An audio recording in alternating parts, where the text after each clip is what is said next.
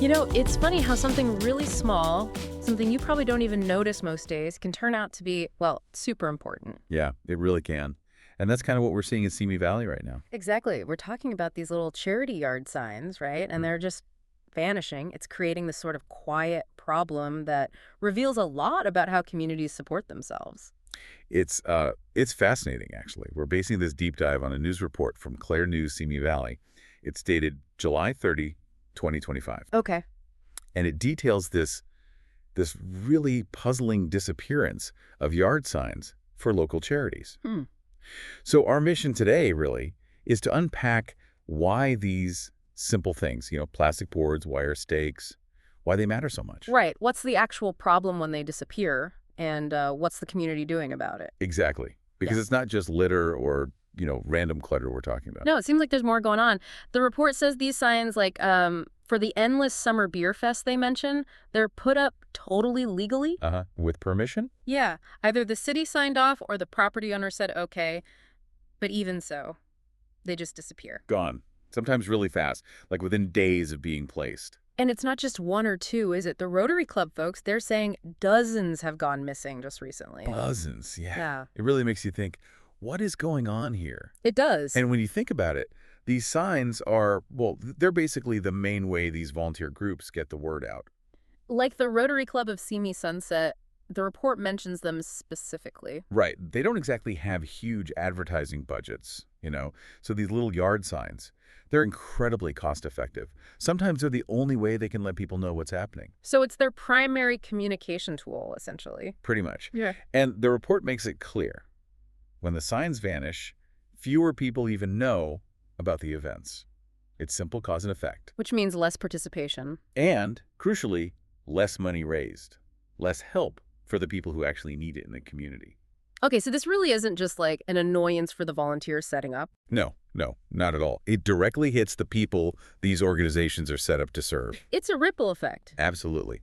The report points out these events, they fund real, tangible support.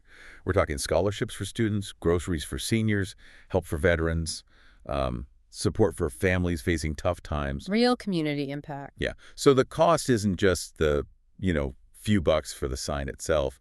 It's like this hidden tax on community spirit almost. A tax on goodwill. I like that framing. Because each sign that goes missing isn't just an ad lost. It erodes awareness for causes that, frankly, can't afford billboards or radio spots. Creates a vacuum. A big one, yeah. In volunteer efforts, in public support. And, you also have to think about the volunteers themselves. They pour hours into this stuff. Right. Planning, getting permissions, putting signs up. And then their main way of communicating is just undermined. It's got to be frustrating. Yeah, absolutely. And it's worth repeating what the report says. Nobody in the Rotary Club gets paid for this. Zero. Every single dollar. Every dollar goes straight back into local projects. Scholarships, like you said, food deliveries, emergency aid for families who hit a rough patch. It's about dignity, a safety net. It really is. There's a quote in the report from a Rotary member. It's powerful. They said, when someone removes a sign, they're not just messing with us. They're hurting people who rely on these programs. Oof. Yeah. That puts it plainly, doesn't it? It really does. It elevates it beyond just, a missing sign. Totally. It shows how these small, everyday things are part of a larger system. The report tosses around a few ideas for why they're vanishing.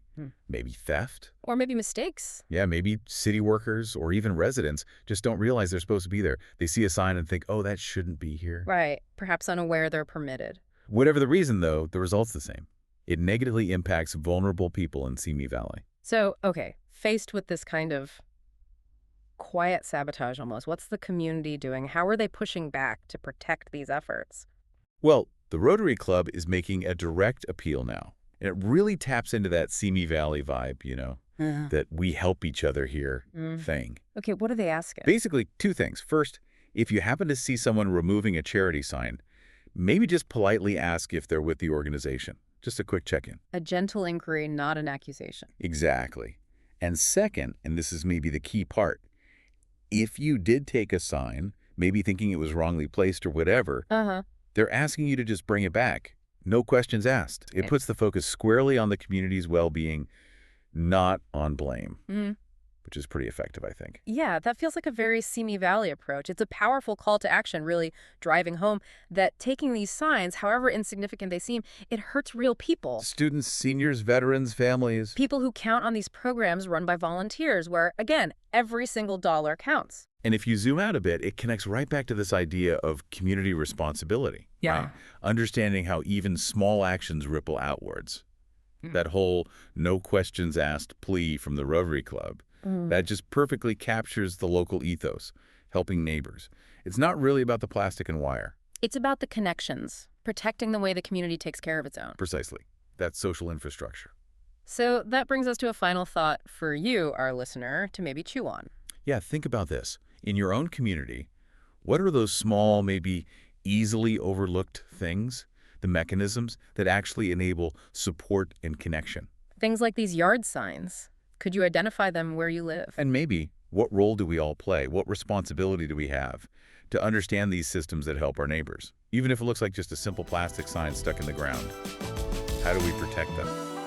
You are listening to CLAIR News, Simi Valley.